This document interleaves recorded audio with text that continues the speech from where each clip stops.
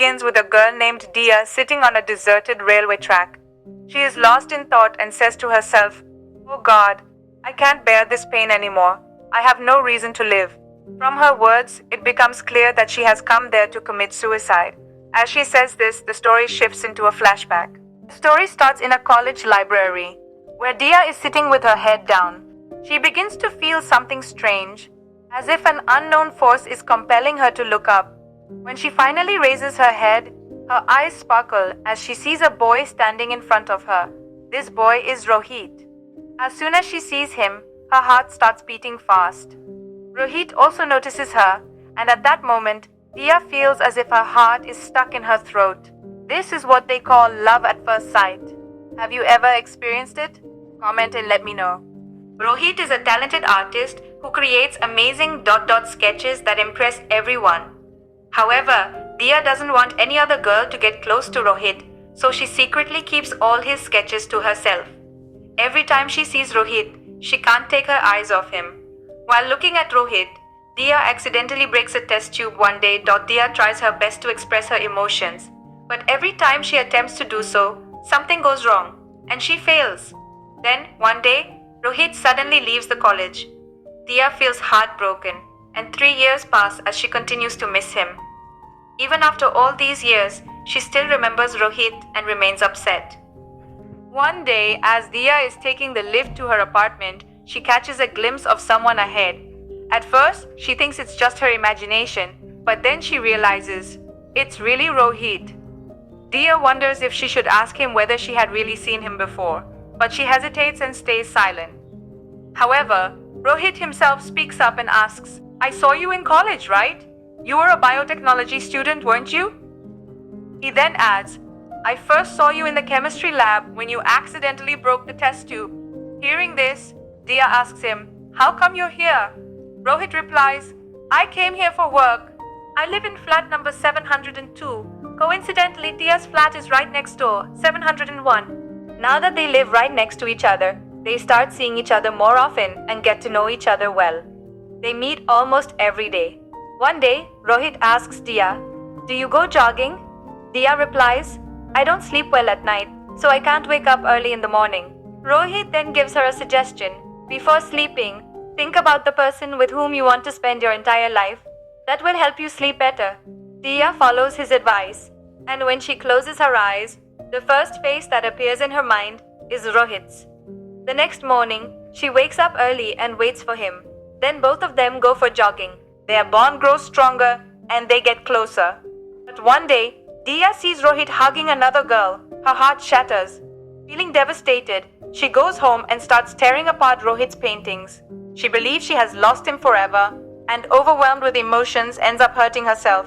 When Diya reaches home, she finds a gift lying in front of her door. Curious, she picks it up and opens it. Inside, she finds a book. As she flips through the pages, she realizes that the entire book is filled with paintings of her. Every expression, every moment, captured beautifully.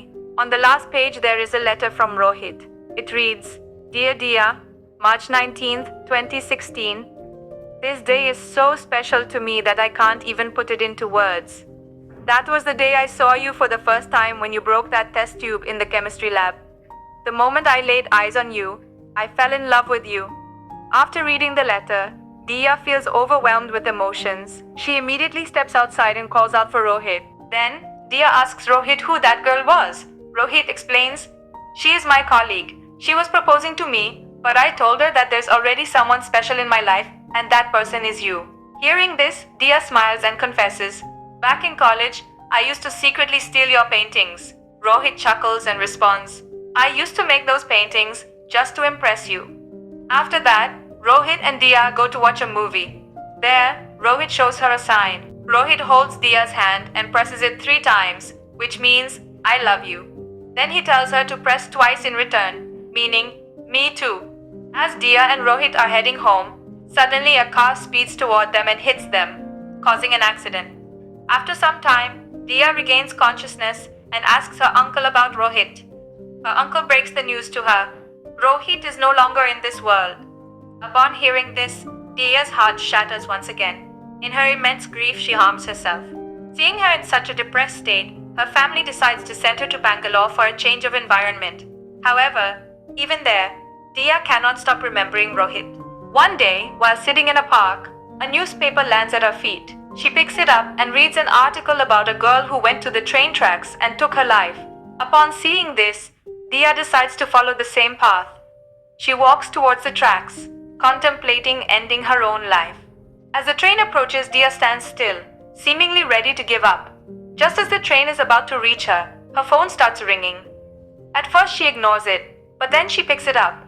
The caller is Aadi, a new character introduced in the story. Aadi tells Diya, "When you were passing by, someone was trying to snatch your bag. That's when I saved it for you." Diya replies, "Keep the bag with you, I don't need it," and then hangs up the phone. Aadi takes his bike to the showroom for servicing, and there he ends up liking a new bike. Aadi happily lives with his mother and lovingly calls her Lucky, even though her real name is Lakshmi. Aadi's mother is also a doctor. When he goes to drop his mother off at the hospital, he sees Diya there. She is sitting for counseling. Aadi approaches her and says, "You are the one whose bag I saved, right?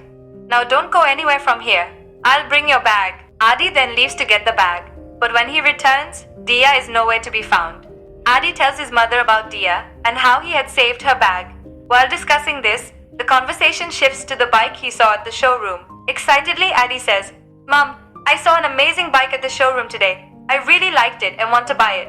His mother Lakshmi, whom he lovingly calls Lucky, advises him, "That bike must be expensive. You should think carefully before making such a big purchase." But Aadi remains determined.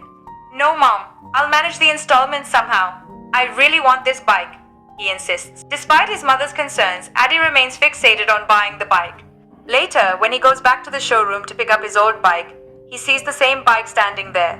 Curious, he walks towards it. Just then, the showroom staff approaches him and says, "Aadi, congratulations, this bike is yours." Shocked, Aadi asks, "What? How is that possible?" The staff smiles and replies, "Your mother bought it for you yesterday." Aadi is overwhelmed with happiness, realizing how much his mother cares for him. One day, Aadi and his friend go to watch a film. There, he sees Diya sitting beside him. Aadi greets her and says, "After the movie ends, I will return your bag. You have to come with me to my house." While walking, Aadi tells Diya, "I wasn't planning to watch this movie, but my friend forced me. It's true what they say. Life is full of surprises and miracles." Hearing this, Diya replies, "Life is not how you are thinking of it." And pointing towards a beggar, she says, "This is life, full of problems and pain." After hearing this, Aadi says, "Come, I will show you a colony where people live peacefully, without any problems." Saying this, he takes Diya to a cemetery and tells her, "This is a peaceful life. Look at how peacefully they are sleeping, without any worries. But a life without problems is not truly life. When we face challenges, we must solve them. That's what life is all about." At this moment, Aadi starts motivating Diya. Moved by his words, Diya finally opens up and shares her entire story with Aadi. Then Aadi and Diya become good friends. One day, Diya tells Aadi that she had only come for a short time and is now going back to Mumbai. Aadi calls his mother and informs her that Diya is leaving. His mother suggests, "Come to Calabar tomorrow. Since Diya is going to Mumbai, you both can ride the bike together to Bangalore, and from there, you can take a train to Calabar." Following his mother's advice, Aadi and Diya travel to Bangalore on the bike and then board the train.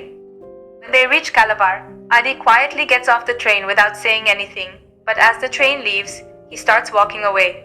Suddenly, he sees Diya standing there. Diya looks at him angrily and says, "Do you have any common sense at all?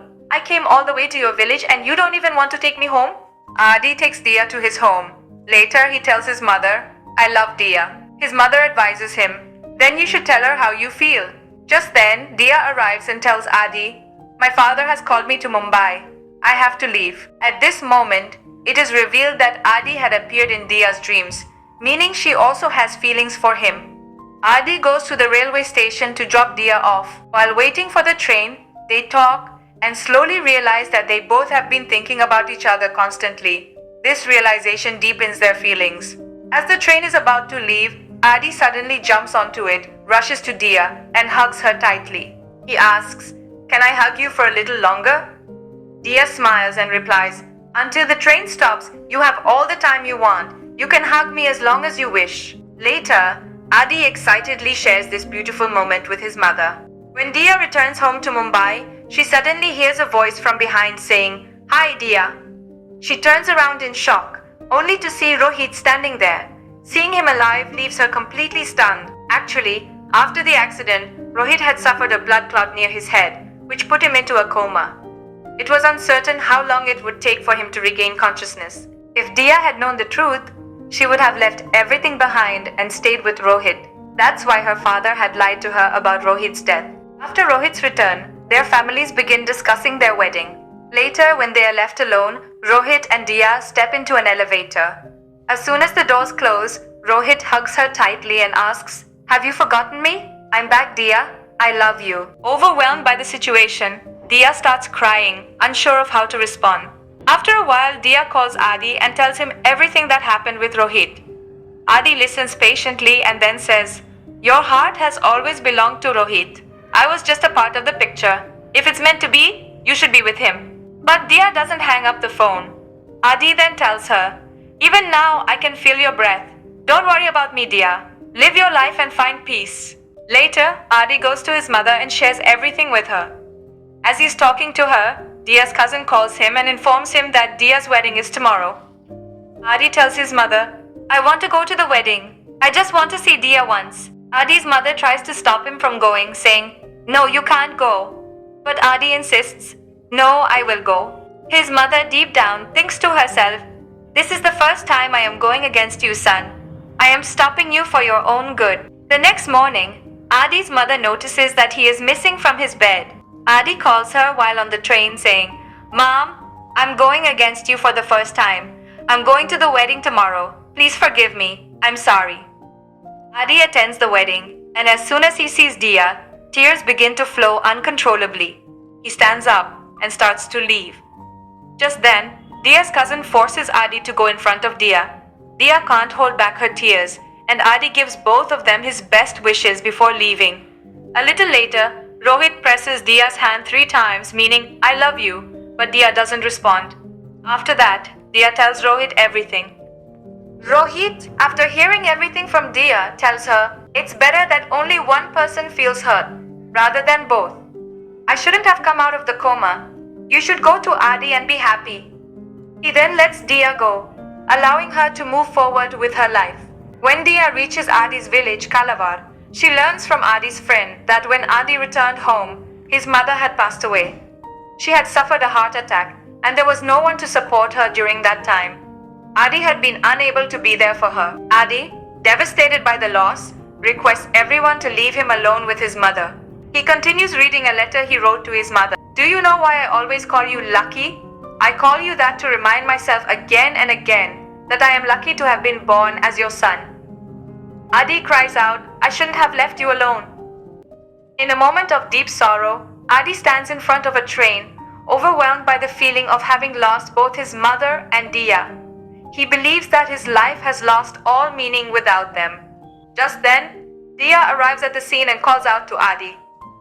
As Aadi turns towards her, he smiles, feeling a sense of peace. But before anything else can happen, a train comes rushing towards him and hits him. Diya, witnessing this horrific moment, is left in shock and disbelief. The movie ends on this tragic note, with Diya standing frozen, unable to comprehend the loss.